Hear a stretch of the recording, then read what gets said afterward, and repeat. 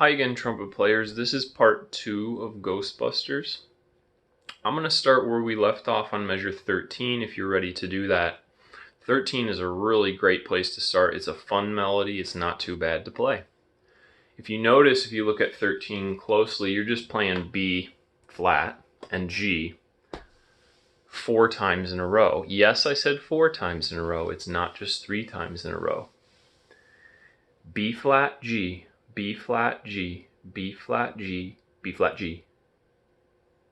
And then of course you finish the pattern. Let me show you that, just those 2 notes. You can watch my fingers and see how I move through 13. Here I go.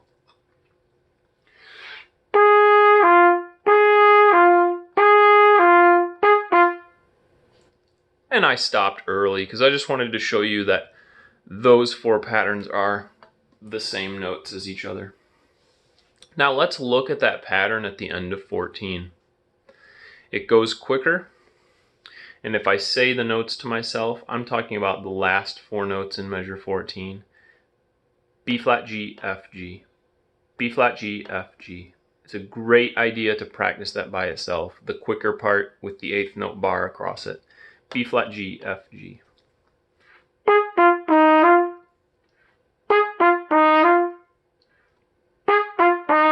And I want to play it 3, 4, or 5 times until I've mastered it. So if you'd like to pause the video and get that little pattern learned, that would be great. Now I'm going to go back to 13 and put those together.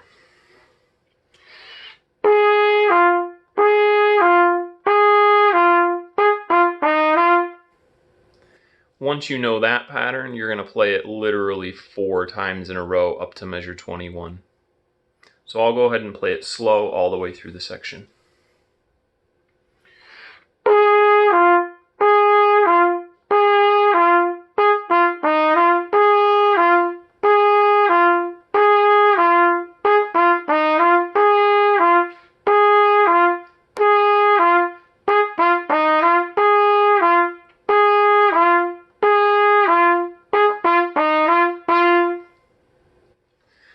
So now I've made it to 21 and I'm ready to finish up the last thing I'm supposed to learn. Yes, we are that close to the end. The reason I say that is down by measure 35, we're going to play the same pattern I just taught you. And then the last line of song 37 is the same as the very first part of the song, so nothing to worry about. 23 is an easy part to play. We want to pay very close attention to how we rest in this section of the song. I'm going to call out the rests with my voice. As long as you call out the rests for yourself, you're going to get this part right. Here's 23. 1, 2, 23, go, rest. Rest, rest, rest, rest. Rest, rest, rest, rest. Rest, rest, rest, rest.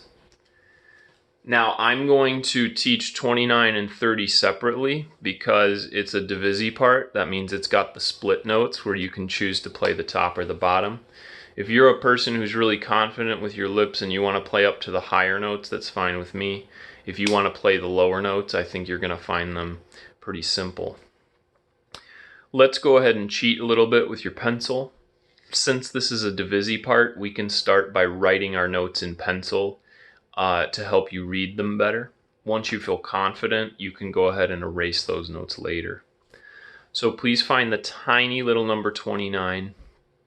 It's right before the big number 31 at the beginning of the line. You don't need to write your notes in for the first 2 notes, A and F. Those are pretty clear. But then when it goes to divisi, which means the parts split, you can write the names of the top notes above the line, and you can write the names of the bottom notes below. So starting on the note that has D-I-V written above it, you can write on that note C above the line and A below the line. On the first note of measure 30, you can write D above the line and B flat below the line. And I just want to remind you, if you choose to play the top part, D is pointer finger. So you can write a number 1 along with your D to remind you to press pointer finger.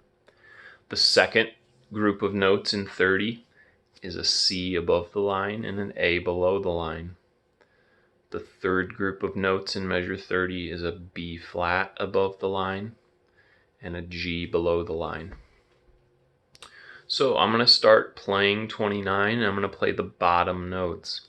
If you missed any of the notes I just said, rewind the video and listen to them again because it's important you have them written correctly. And of course, when I go to play this, watch my fingers closely so you can follow along. Here's measure 29. Here I go, rest.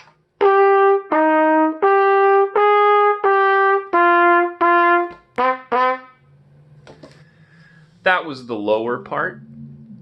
If you'd like to stop and pause and practice that on your own on the lower part, that's great. I'm going to stop this video after I teach the top part, so if you have no intention of playing the top part, you can stop right now. If you'd like to watch me play the top part, here I go. Measure 29, here I go, rest.